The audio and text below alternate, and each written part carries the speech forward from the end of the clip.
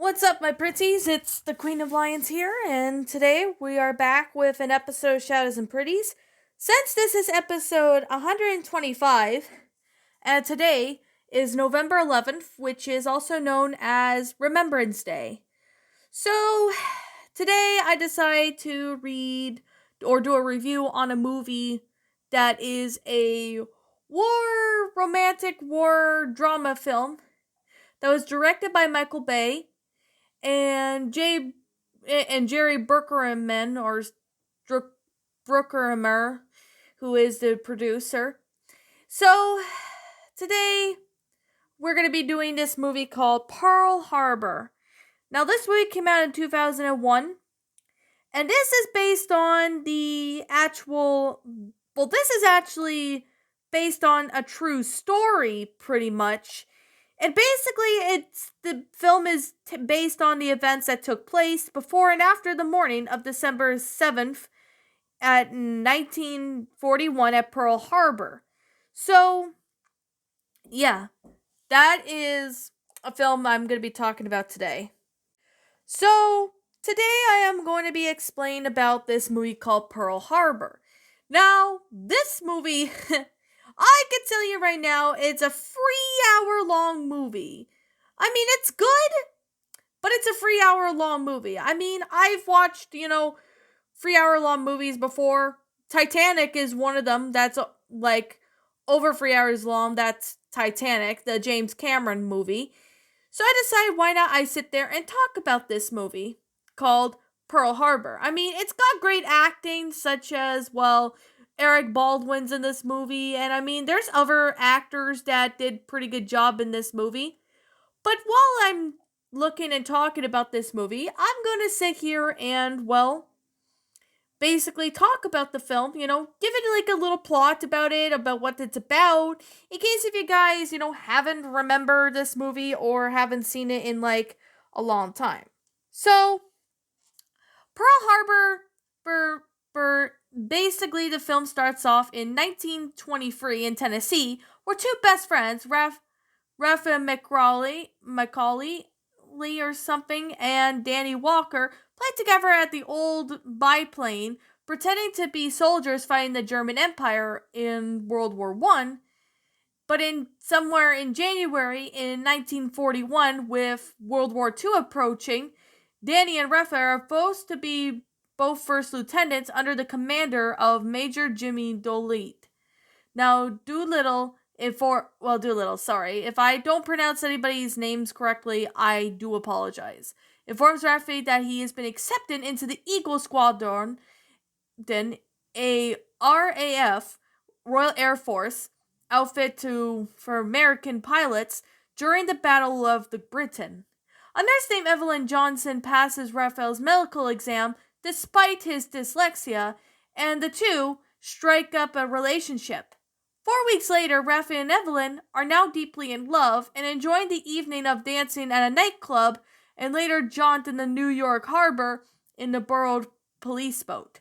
Raphael then shocks Evelyn, saying that he has joined the Eagle Squadron and that he's leaving the next day. During the mission to intercept the Luftwaffe of the bombing raid, Raphael is shot down over the English Channel and presumably killed in the action. So Evelyn mourns his death and turns to Danny, which spears a few romance between the two, while Japan prepares to attack the U.S. for cutting off their oil supply.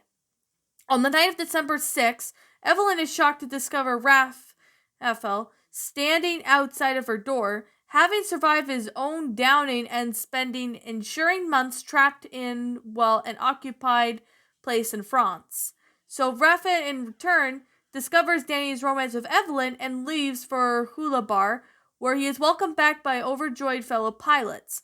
Danny finds a drunken Raphael at the bar with the intention of making things right, but the two get into a fight.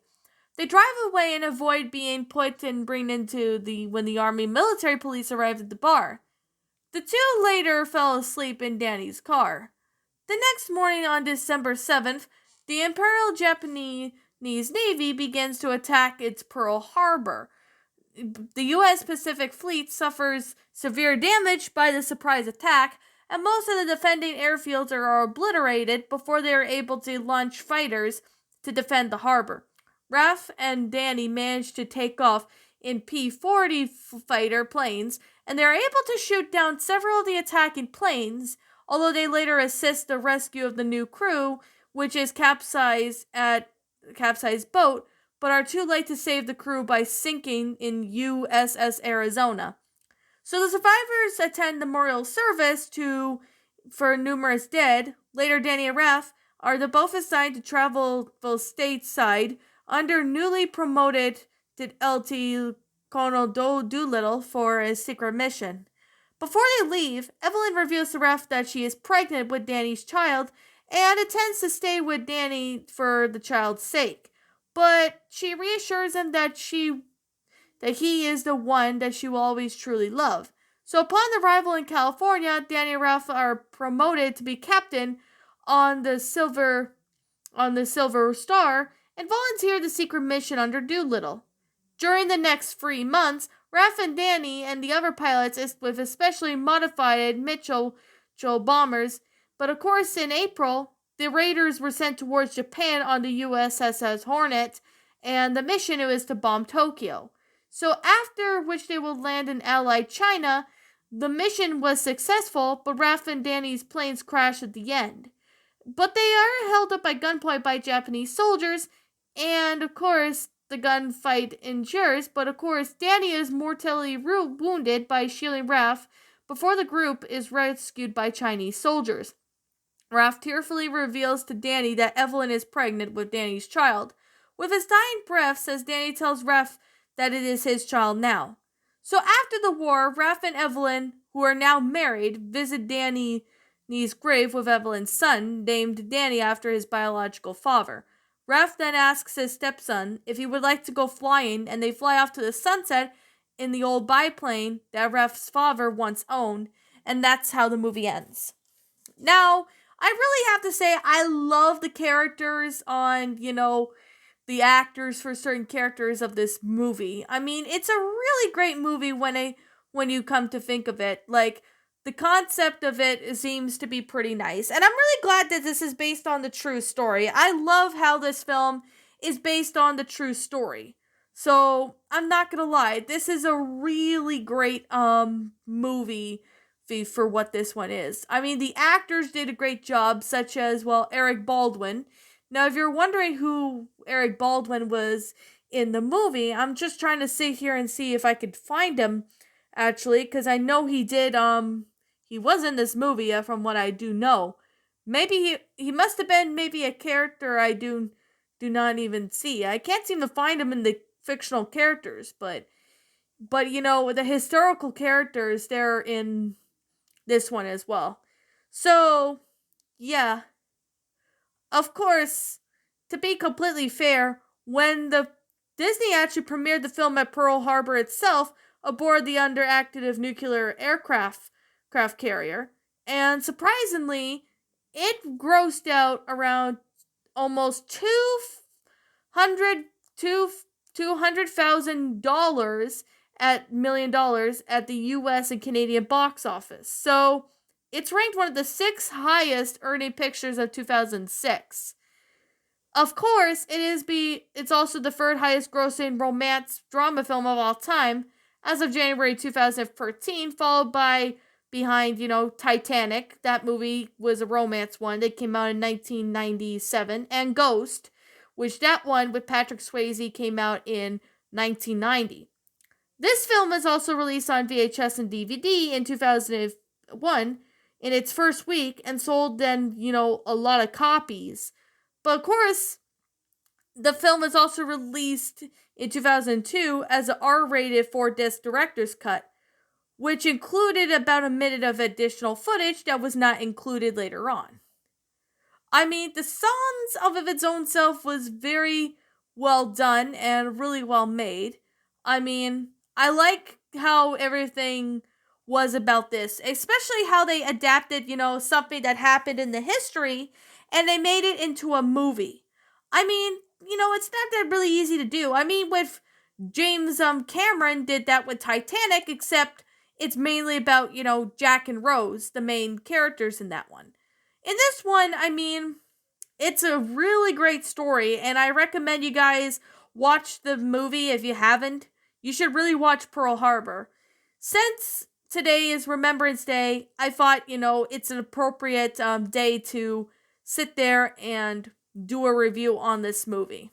So, I haven't watched the movie in like years. I think I watched it sometime in high school, but didn't really remember, what class I watched it. Mostly in history class because of how good this movie is. I mean, I like the cast of these characters. I don't know why I couldn't find Eric Baldwin's character in it, even though he states he is in the movie for whatever reason.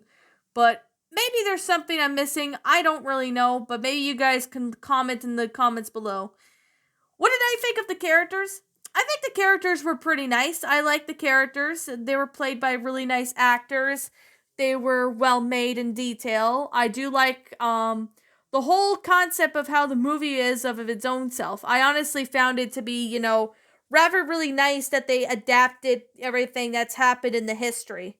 I mean, if you're in history class, then you probably have seen this movie because that's where I saw it for the first time in high school, was in history class. I mean, it was beautiful. Really well done movie, especially that it took in place during the war.